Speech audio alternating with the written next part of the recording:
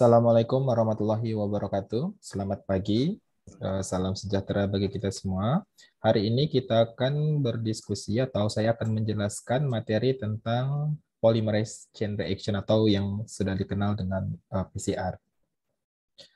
Jadi apa itu PCR? PCR merupakan teknik perbanyakan molekul DNA dengan ukuran tertentu secara enzimatik melalui mekanisme perubahan suhu. Jadi dengan PCR ini kita bisa menirukan apa yang terjadi di dalam tubuh gitu ya. Apa yang terjadi di dalam tubuh saat untuk melakukan replikasi DNA gitu. Jadi yang terjadi di dalam tubuh, di dalam pembelahan sel itu replikasi DNA yang terdiri dari meliputi dia terdiri dari beberapa tahapan gitu ya. Jadi ada beberapa reaksi yang dimediasi atau dibantu oleh enzim. Yang pertama ada enzim helikase. Enzim helikase ini dia berfungsi untuk membuka DNA yang tadinya double helix menjadi single helix. Itu helikase. Kemudian yang kedua adalah untuk mensintesis primer, yaitu enzim primase atau RNA polimerase. Enzim ini berfungsi untuk mensintesis primer. Apa itu primer? Nanti akan kita bahas di belakang. Kemudian yang terakhir adalah DNA polimerase. DNA polimerase ini yang berfungsi untuk mensintesis DNA.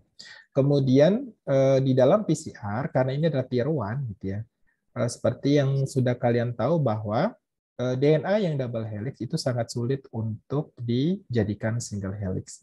Kalau di dalam tubuh kita, kita memiliki enzim helikase, tetapi di dalam PCR kita lakukan itu menggunakan suhu yang tinggi, tidak menggunakan enzim. Jadi DNA yang double strain itu terdenaturasi menjadi single strain DNA. Kemudian primernya kalau di sini tubuh kita apa namanya melakukan sendiri gitu ya. Sedangkan di PCR itu kita buat. Jadi sintetis gitu ya, primernya sintetis. Kemudian yang terakhir adalah DNA polimerase yang termostable. Kalau di sini DNA polimerase disesuaikan dengan tubuh makhluk hidup yang memproduksinya. Tetapi kalau untuk di PCR, kita membutuhkan enzim DNA polimerase yang termostable, yang tahan terhadap suhu yang tinggi. Dan ini kita beroleh dari mikrobia biasanya, dari golongan mikrobia thermoaquaticus. Nah, kemudian siapa yang mengembangkan PCR? Dia adalah Karimulis gitu ya pada tahun 1985. Kemudian PCR ini dia menirukan untuk mereplikasi DNA gitu ya yang ada di dalam tubuh dengan target adalah DNA yang spesifik atau urutan nukleotida yang spesifik, jadi tidak bisa menirukan seluruhnya gitu, tapi hanya sebagian kecil saja. Kemudian di PCR juga bisa menggunakan RNA sebagai DNA sebagai template-nya gitu, tapi agak dimodifikasi sendiri. Jadi kalau PCR itu untuk DNA, nanti kalau untuk RNA, kalau misalkan sampel yang kita gunakan itu adalah RNA, kemudian kita mau jadikan dia DNA, itu bisa kita gunakan teknik namanya reverse transcriptase PCR atau RT-PCR, bukan real time ya, tapi reverse transcriptase.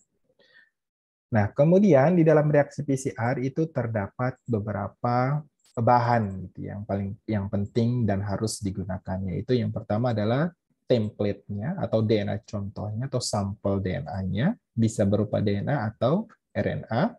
Kemudian yang kedua adalah oligonukleotida primer, yang itu komplement terhadap template yang kita gunakan.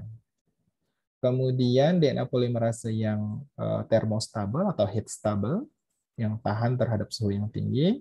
Kemudian 4 nukleotida, DNTP, DATP, DGTP, DCTP, dan buffer yang sesuai. Nah, di dalam PCR sendiri ada beberapa tahapan gitu atau siklus. Jadi untuk PCR sendiri itu ada 3, ada denaturasi, ada annealing, ada extension gitu ya. Tetapi sebelum siklus ini dilakukan biasanya ada predenaturasi dan yang terakhir ada final extension. Tetapi yang dilakukan berulang itu adalah 3 tahapan ini. Untuk denaturasi itu di setup atau diatur pada suhu kurang lebih 95 derajat Celcius. Bisa 95, bisa 96, tergantung mesin yang digunakan. Apa fungsinya? Fungsinya adalah tadi untuk menjadikan double strain DNA menjadi single strain, gitu ya. Kemudian yang kedua adalah suhu penempelan atau suhu annealing. Biasanya di suhu 45 sampai 60 derajat Celcius. Nah, pada suhu ini memungkinkan primer yang kita gunakan itu menempel pada DNA sampel yang kita punyai. Kemudian yang selanjutnya adalah extension temperature atau suhu pemanjangan atau suhu ekstensi. Biasanya paten ini suhunya 72 derajat Celcius. Di sini memungkinkan untuk DNA polimerase, enzim tadi ya, enzim DNA polimerase untuk memanjangkan DNA yang mau kita perbanyak. Ya. Nah, jadi siklusnya kurang lebih seperti ini. Jadi ada denaturasi, kemudian suhu penempelan, kemudian di sini suhu pemanjangan, dan dia akan berulang. Gitu. Mengulang ini sebanyak siklus yang kita tentukan. Jadi untuk PCR itu kurang lebih seperti ini gitu ya gambarannya. Jadi ini adalah double helix DNA. Kemudian kita denaturasi sehingga mereka menjadi single helix. Kita denaturasikan pada suhu 94 derajat Celcius. Akan sini gitu ya. Selama 1 menit. Kemudian untuk lama, kemudian suhunya, siklusnya ini tergantung hasil optimasi. Jadi ini tidak paten gitu ya. Kemudian tahap kedua adalah annealing. Annealing tadi seperti yang sudah diketahui, dia suhu penempelan gitu ya.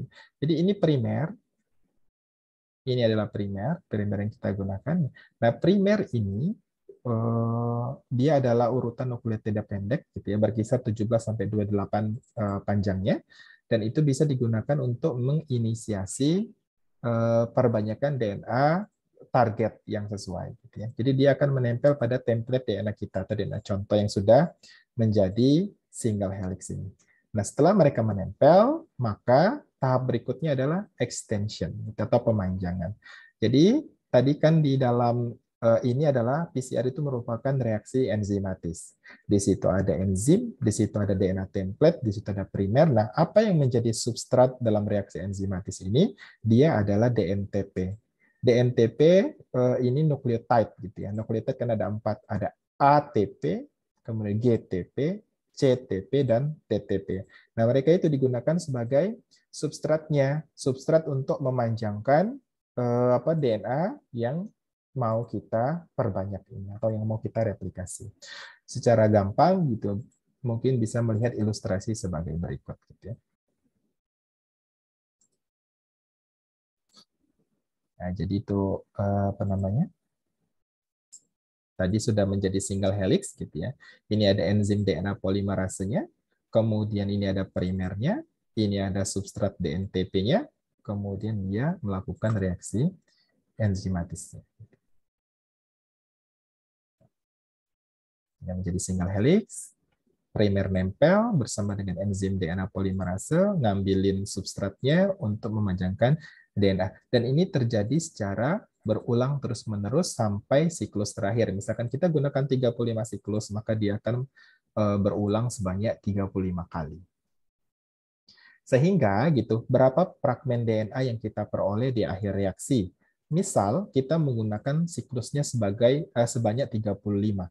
Jadi, jumlah fragmen DNA yang kita peroleh itu adalah 2 pangkat 35, yaitu 34 billion copies gitu ya. Bisa dibayangkan betapa banyaknya fragmen DNA yang kita miliki atau yang kita peroleh.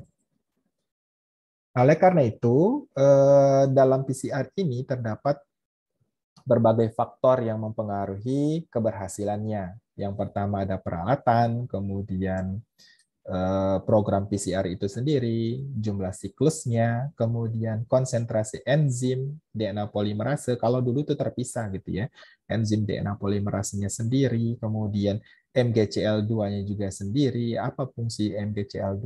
MgCl2 ini berfungsi untuk sebagai kofaktor dalam reaksi enzimatis gitu ya.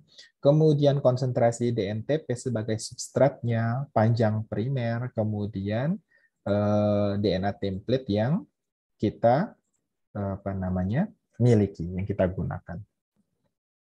Yang pertama kita ke peralatan gitu ya. Jadi peralatan ini mesin PCR itu kita sebut dengan thermocycler.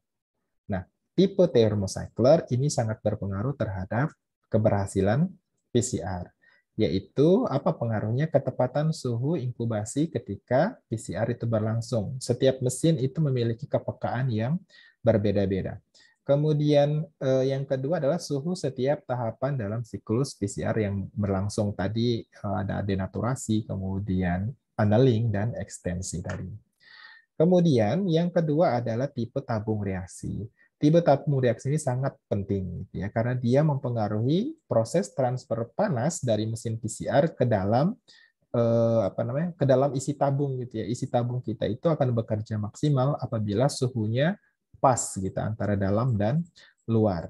Nah, ini selain dia harus cocok dan pas sesuai dengan ukuran kolom yang ada di mesin PCR, dindingnya juga harus tipis. Tetapi gitu, dia berbahan plastik mika gitu. Jadi dia tidak boleh ngelonyot kena suhu panas, tetapi dindingnya harus tipis dan seterusnya dan seterusnya. Oleh karena itu gitu ya, dalam aplikasinya atau ketika kita melakukan ini harus teliti karena semuanya mahal gitu ya, tidak murah.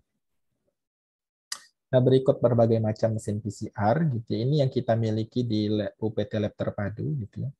Jadi ada mesin PCR yang ini dari Thermo-Scientific tapi yang lama gitu ya. Kemudian ini adalah real time PCR. Kalau yang ini konvensional PCR, kalau yang dengan sudah dilengkapi dengan PC itu kita sebut dengan real time PCR. Jadi kita bisa mantau reaksi yang terjadi di dalam mesin itu real time saat itu juga gitu, atau live kalau sekarang gitu. Jadi kita bisa lihat cek apakah terjadi berhasil atau tidak direplikasi, diperbanyak. Nah, oleh karena itu juga gitu ya, ketika kita melakukan PCR itu harus kita optimasi. Jadi selalu kita harus melakukan optimasi polymerase chain reaction ini gitu ya. Untuk apa? Agar kita mendapatkan yield atau hasil yang maksimal, kemudian spesifik, tepat, kemudian ukuran produknya juga tepat, kemudian reaksinya bisa dilakukan secara berulang atau kita nanti tidak kita ganti mesin, kemudian ganti protokol tidak, tetapi reaksi bisa diulang di berbagai kondisi gitu ya.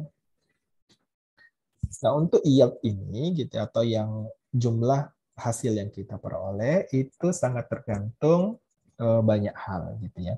Tetapi kita bisa hitung atau kita bisa perkirakan jumlahnya itu menggunakan rumus 2 pangkat N dikali jumlah awal kopi yang kita gunakan. Sehingga nanti yang tadi seperti yang yang saya sampaikan tadi, jumlah itu kurang lebih akan sebanyak 2 pangkat N. N itu adalah jumlah reaksinya.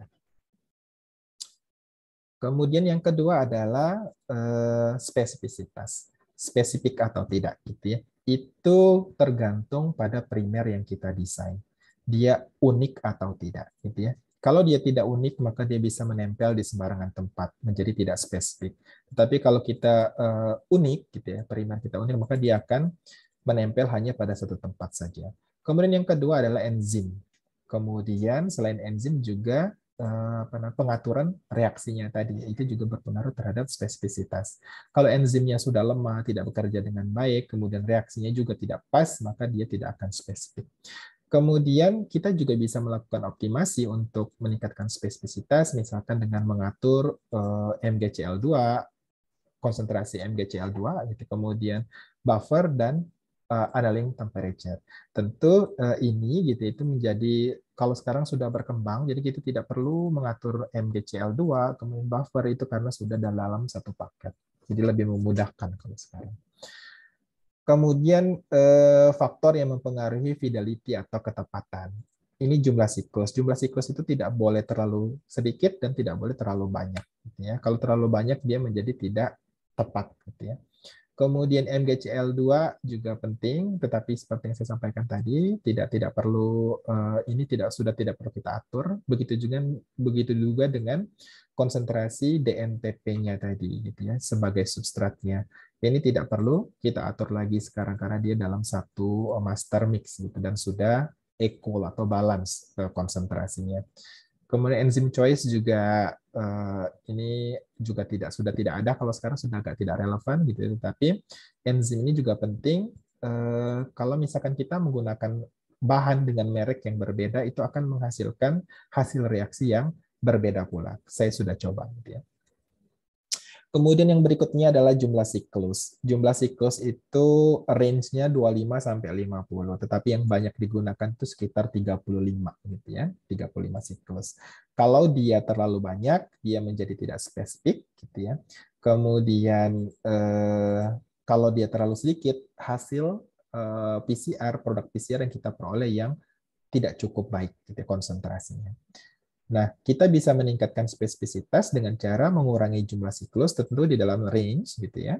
Kemudian untuk meningkatkan efisiensi, kita bisa mengamplifikasi atau memperbanyak fragmen DNA itu sekitar lebih dari 1 KB gitu ya, atau kilobase per. Tentu kalau dia besar ukurannya, maka dia waktu yang kita gunakan untuk reaksinya itu juga semakin lama.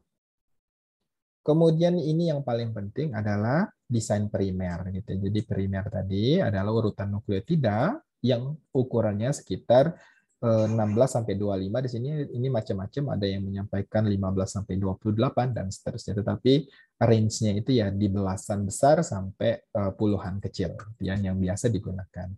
Nah, ini digunakan untuk memperbanyak DNA yang kita mau.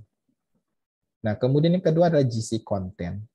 Ada guanin, ada sitosin gitu ya. Nah, GC content yang ada di dalam primer itu tidak boleh berada pada ujung 3 gitu ya. Jadi kalau pada ujung 3-nya itu akan menyebabkan dia menjadi lemah gitu ya. Kemudian TM itu melting temperature. Jadi melting temperature antara primer, karena primer ini kan kita gunakan sepasang gitu ya, ada yang dari depan, ada yang dari belakang. Maka dia harus memiliki melting temperature yang relatif sama atau identik.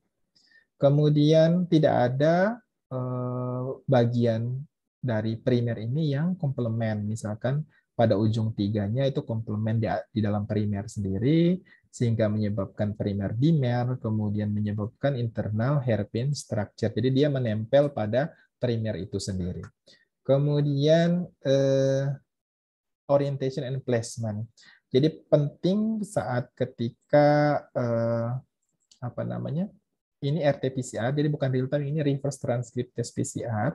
Ini sangat penting bahwa primer itu tidak berada di bagian perbatasan antara intron dan ekson. Apa itu intron dan ekson sudah ada di materi genetika gitu ya dulu.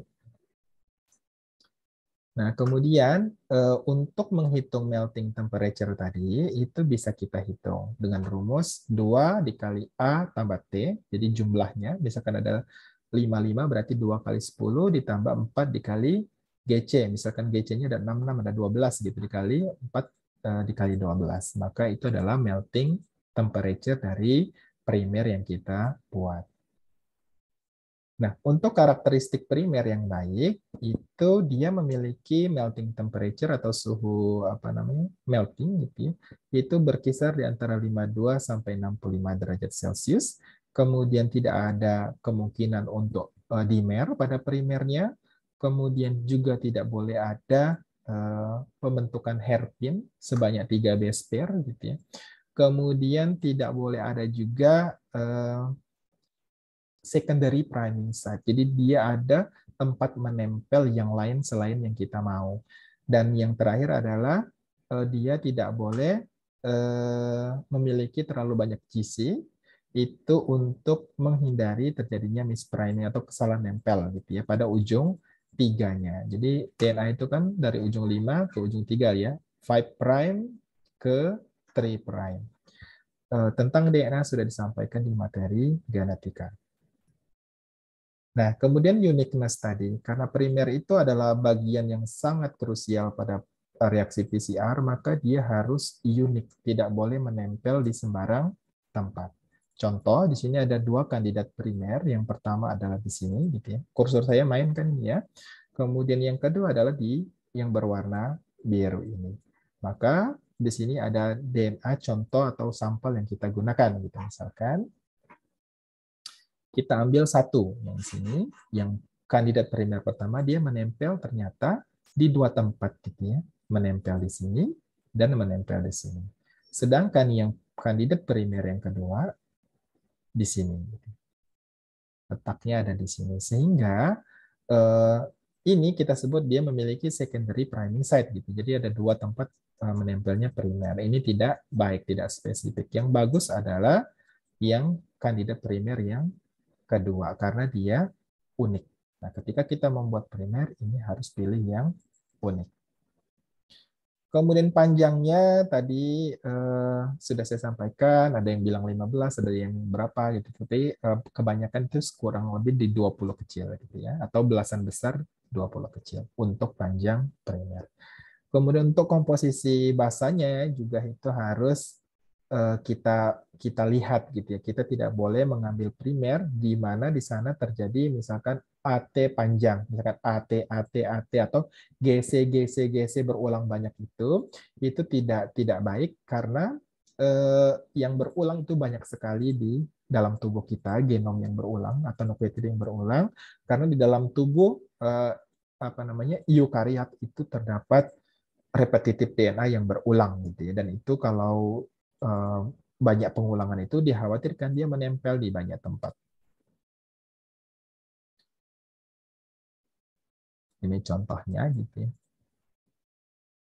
Nah, biasanya untuk G tambah C atau konten atau kandungan G tambah dan C pada primer itu berkisar 50 sampai 60 gitu ya. Tetapi dia tidak boleh berada di ujung 3 gitu ya. Kemudian apa namanya, kalau terlalu banyak atau terlalu sedikit nanti akan berpengaruh terhadap kekuatan penempelan primer. Kemudian untuk suhu melting tadi sudah kita inikan ya. Jadi ada beberapa rumus sebenarnya untuk menghitung melting temperature ini. Itu tergantung juga.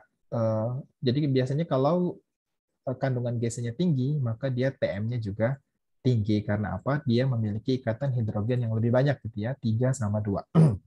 Sehingga nanti untuk menghitung penilaian melting temperature bisa juga selain di yang di depan tadi bisa menggunakan rumus yang ini.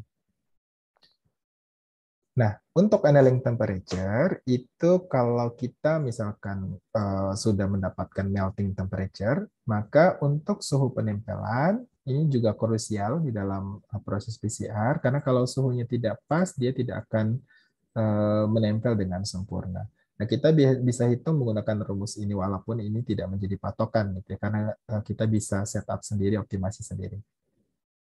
Kalau zaman dulu masih manual ini penting gitu ya karena PCR-nya cuma satu gitu ya, tidak pakai block temperature dan seterusnya. Nah, untuk suhu annulingnya ini dihitung melting temperaturnya primer dikurangi 4 derajat Celcius. Kemudian ketika dia menempel tadi ya antara forward primer dan reverse primer dengan DNA template yang kita miliki, maka dia apa namanya melting temperature antara kedua primer itu harus mirip gitu ya. Jadi perbedaan melting temperature atau annealing temperature antara kedua apa namanya primer itu tidak boleh lebih dari 3 gitu ya. Usahakan ya sama, misalkan 57 sama 56 itu kan mirip-mirip, jadi dia masih bisa bekerja di suhu-suhu tersebut. Nah, sebagai catatan gitu ya, ini dari berbagai macam kemungkinan primer, maka primer apabila dia sesuai dengan template 100% yang seperti pada gambar paling atas ini, itu adalah bisa digunakan sebagai primer dalam reaksi PCR. Kemudian yang kedua, apabila terdapat perbedaan di sini, gitu ya, perbedaan satu atau dua di awal, di depan, tetapi belakangnya sama dengan DNA template, itu juga masih bisa digunakan sebagai primer. Kemudian yang ketiga adalah apabila terdapat perbedaan di dalam apa namanya di dalam primernya itu gitu. Misalkan di sini ada satu perbedaan di sini, kemudian ada dua tiga perbedaan di sini dengan DNA template ini juga masih bisa digunakan sebagai primer karena di ujungnya itu eh, apa namanya masih sama persis. Nah di sini kenapa harus sama persis? Tidak boleh kurang dari tiga gitu. Jadi kalau misalkan di sini berbeda, tetapi di sininya hanya tiga yang sama di ujung sini itu juga tidak bisa digunakan. Jadi walaupun ada perbedaan di depan, di tengah, tetapi selama ujungnya di sini masih sama dengan DNA sampel yang kita miliki, itu bisa digunakan sebagai primer dalam reaksi PCR karena dia masih husnul khotimah gitu ya. Nah, kalau berbeda dengan misalkan yang berbeda itu pada ujung tiganya di sini. Ujung tiganya DNA primernya gitu ya. Maka di sini baik-baik gitu ya, dia pas menempel sama persis, tetapi di ujung tiganya berbeda, maka ini tidak bisa kita gunakan sebagai primer karena dia tidak akan menempel pada target DNA yang kita mau. Kemudian konsentrasi MgCl2 ini akan sepintas saja saya jelaskan karena sekarang sudah tidak relevan gitu ya, sudah tidak ada reaksi PCR yang menggunakan bahan satu-satu. Jadi MgCl2, kemudian DNTP, buffer itu sudah dijadikan satu disebut dengan master mix. Jadi untuk meningkatkan PCR produk itu dapat apa namanya menggunakan atau mengatur konsentrasi MgCl2 ini gitu ya. Nah, MgCl2 atau Mg2+ itu dia mempengaruhi aktivitas enzim gitu ya. Karena di dalam reaksi enzimatis itu selalu menggunakan apa namanya kofaktor gitu ya untuk melakukan atau meningkatkan aktivitas enzimnya. Kemudian apa namanya konsentrasi Mg2+ ini juga apa namanya memungkinkan atau dia meningkatkan gitu ya atau mempengaruhi kemampuan dari apa DNTP untuk mengikat pada template DNA yang kita miliki. Jadi apabila MgCl2-nya kita tingkatkan, dia akan meningkatkan produk PCR, tetapi secara spesifisitas reaksi itu menjadi menurun. Ini adalah standar-standar konsentrasi MgCl2 atau Mg2+ pada reaksi PCR gitu ya. Kita bisa meningkatkan spesifisitas reaksi kita dengan menurunkan konsentrasi Mg2+ ini gitu ya. Dan kita bisa meningkatkan efisiensi dengan cara meningkatkan konsentrasi Mg2+. Tinggal pilih. Oleh karena itu ketika kita PCR itu harus memikirkan hal ini dulu gitu kalau sekarang sudah enggak. Kemudian konsentrasi DNTP ini juga penting, jadi harus balance DATP, DGTP, DCTP, dan DTTP-nya itu, gitu ya. Kenapa? Kalau dia tidak balance, maka dia mengurangi ketepatan reaksinya si enzim DNA polimerase. Kemudian ini DNTP tadi, gitu ya. Jadi untuk meningkatkan efisiensi, kita bisa gunakan meningkatkan jumlah DNTP-nya, gitu ya. Efisiensi ini apabila misalkan jumlah ukuran produk PCR-nya besar gitu. Kemudian untuk meningkatkan ketepatan reaksinya, maka kita bisa menggunakan atau menurunkan konsentrasi DNTP. Prinsipnya bekerjanya adalah demikian. Kemudian yang masih sampai sekarang relevan ketika kita mengoptimasi reaksi PCR itu adalah suhu penempelan. Untuk underlying temperature ini berkisar 37 sampai 65 derajat Celcius, kemudian 10 sampai 120 detik, tergantung ukuran DNA yang mau kita perbanyak gitu ya. Kalau dia kecil berarti pendek waktunya, kalau dia besar berarti panjangkan. Kemudian apa lagi ya? Nah, untuk meningkatkan spesifisitas, biasanya kita meningkatkan suhu annealing gitu ya. Eh, tetapi kalau dia untuk meningkatkan apa namanya jumlah gitu ya, jadi sorry, annealing ini berpengaruh terhadap apa produk PCR. Kalau terlalu tinggi nanti dia tidak nongol atau tidak menempel gitu ya. Terlalu rendah dia nempelnya sembarangan. Jadi harus pas gitu ya. Nah, ini contoh ketika menggunakan serial annealing temperature menggunakan template yang adalah plasmid, kemudian ada symbiosity gitu ya. Dari ketiga reaksinya itu ternyata yang kalau dilihat dari hasil produk PCR-nya di sini di suhu 60 dia sudah tidak menempel. Di suhu 55 sudah tipis gitu ya. Di suhu 45 dia terang, 50 juga terang. Kemudian untuk sumber DNA yang lain dia di angka 50 yang bagus. Jadi kalau begini gitu ya, kita bisa gunakan suhu annulingnya di angka 50 misalkan.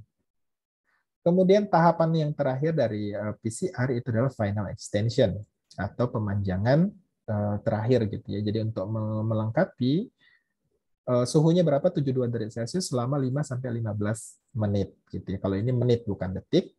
Dan apa fungsinya final extension atau pemanjangan terakhir ini? Dia untuk menyelesaikan barangkali di dalam proses PCR-nya tadi, di dalam reaksi yang apa tiga tahapan tadi ada yang belum beres gitu ya, belum selesai sehingga ditambahkan suhu ini, final extension ini itu untuk agar reaksi PCR yang terjadi itu sempurna, selesai sehingga kita dapat strain DNA itu semuanya double stranded gitu ya, yang sudah terreplikasi. Kemudian ini yang selanjutnya adalah jumlah template DNA. Ini juga harus dioptimasi. Kalau terlalu sedikit sampel yang kita gunakan konsentrasinya, maka barangkali primer tidak bisa menemukan target DNA yang kita inginkan. Apabila terlalu tinggi konsentrasi DNA-nya, maka akan menyebabkan salah menempel gitu ya. Kemudian yang berikutnya juga adalah purity dari sampel yang kita peroleh. Jadi puritasnya itu atau kepuran itu apa ya? Eh, ya pure gitu ya. Saya lupa bahasa Indonesianya. Ini juga akan mempengaruhi hasil dari reaksi PCR-nya. Jadi harus pure, tidak boleh ada RNA, tidak boleh ada zat-zat lain selain DNA. Oleh karena itu, gitu, ketika kita melakukan PCR ini, kita juga harus melakukan berbagai strategi untuk menghindari terjadinya cross kontaminasi. Karena kalau ketika kita melakukan aktivitas laboratorium terkait dengan DNA, itu kita tidak bisa apa namanya melihatnya gitu ya, karena itu kecil-kecil sekali, ukurannya mikro. Nah, kita harus membersihkan apa namanya meja kerja, kemudian peralatan, kemudian antar sampel juga harus dihandle dengan baik, tidak boleh sembrono gitu menggunakan sarung tangan dan seterusnya.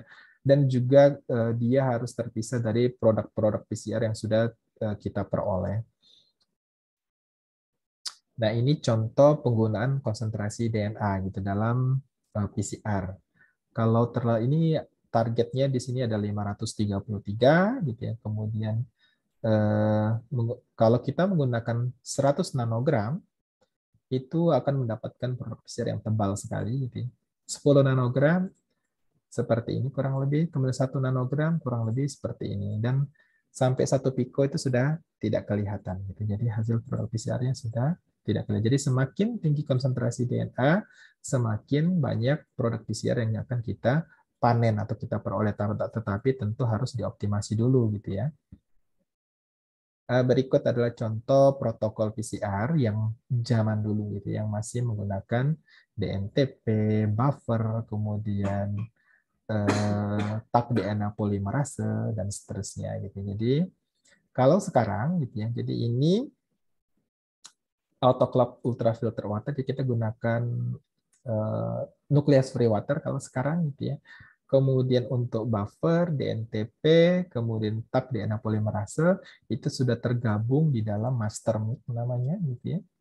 Kemudian primer gitu ya, primer yang kita gunakan dan yang terakhir adalah DNA contoh atau DNA sampel yang akan kita gunakan. Total reaksinya kurang lebih 25 mikroliter. Nah, setelah kita lakukan PCR tadi, maka apa namanya, untuk mengeceknya seperti pertemuan yang pekan lalu sudah saya sampaikan, kita bisa menggunakan elektroforesis DNA, sehingga nanti akan kita peroleh pita-pita DNA seperti pada gambar yang saya kursor ini sebelah kanan. Nah, apa sih aplikasinya gitu ya PCR ini?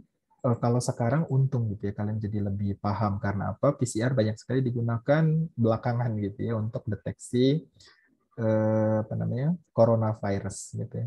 Jadi penyakit infeksi di sini, kemudian untuk mengecek kontaminasi agen infeksius atau bahan-bahan pada pangan, untuk deteksi penyakit genetik, onkogen, kemudian juga bisa kita mendeteksi polimorfisme dalam populasi ini yang banyak dilakukan oleh kakak tingkat kalian untuk di bidang kita.